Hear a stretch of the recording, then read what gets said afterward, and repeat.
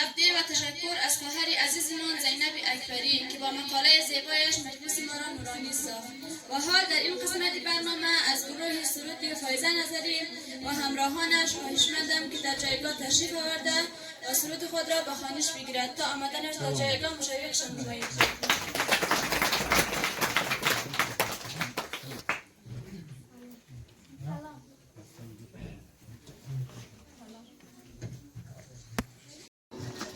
بسم الله الرحمن الرحیم. سلسله رجب مصادف است با ولادت مولای متقیان علی علیه السلام و روز پدر و این روز بزرگ را برای همه مؤمنان و بالاخص برای شما پدران و مادران تبریک عرض می‌نمایم و قطعه سرودی که در مورد پدر و مادر ترتیب داده ایم به خوانش می‌گیریم.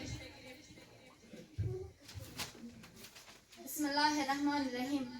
پدر هر جا تو باشی کم ندارم و مادر در کنارت غم ندارم و مادر در کنارت غم ندارم.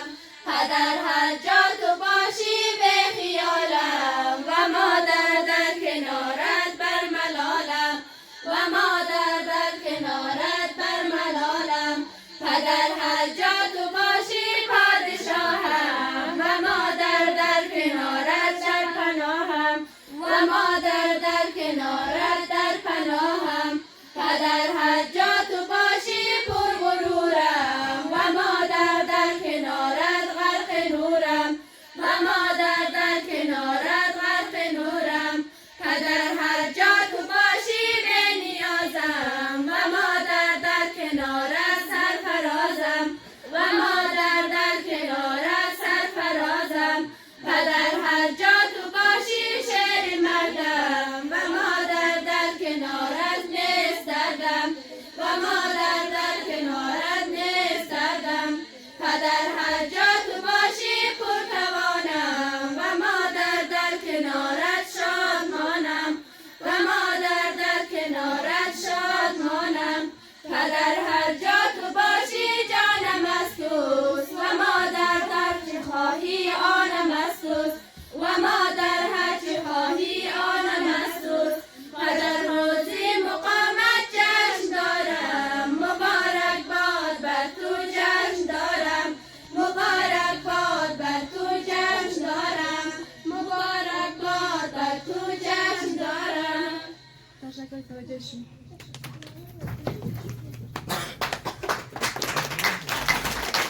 باید نوشت خوب و عالی با عیار معتبر باید نوشت. با تقدیر و تشکر از خواهر عزیزمان نرگس نظری که با شعر زیبایش مجلس ما را رنگین‌تر ساخت. و حال در این قسمت برنامه از گروه سرود امیرعلی و همراهانش خواهشمندم که در جایگاه تشریف آوردن و سرود خود را به خوانش بگیرد تا آمدنش در جایگاه تشریفشان نمایید.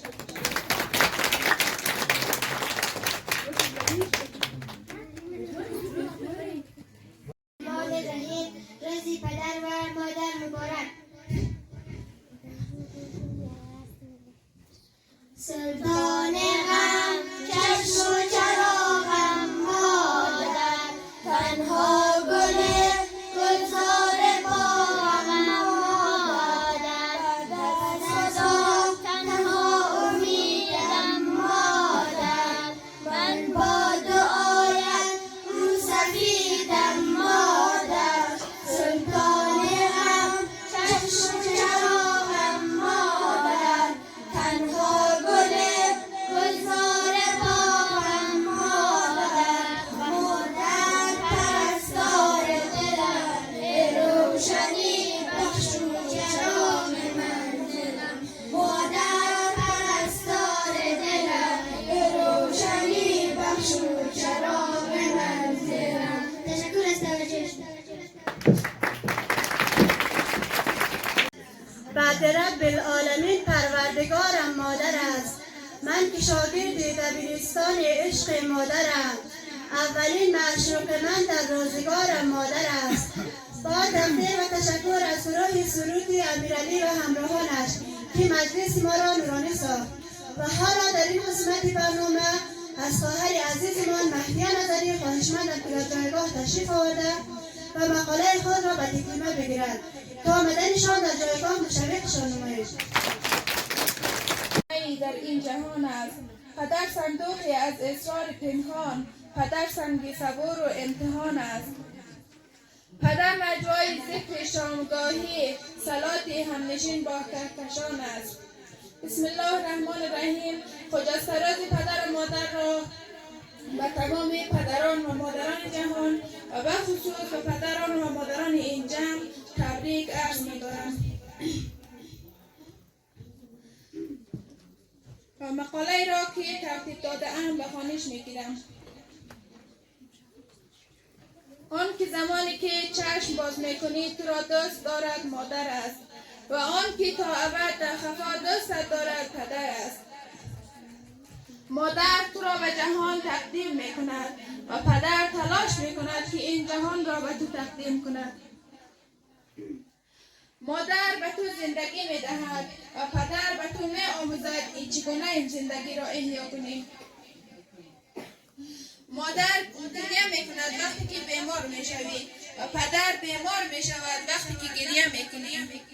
مادر مطمئن میشود که گرسنه نیستی و پدر به تو یاد میدهد که گرسنه نمانی. مادر تو را روی سینه اش نگه میدارد و پدر تو را به دوش میکشد.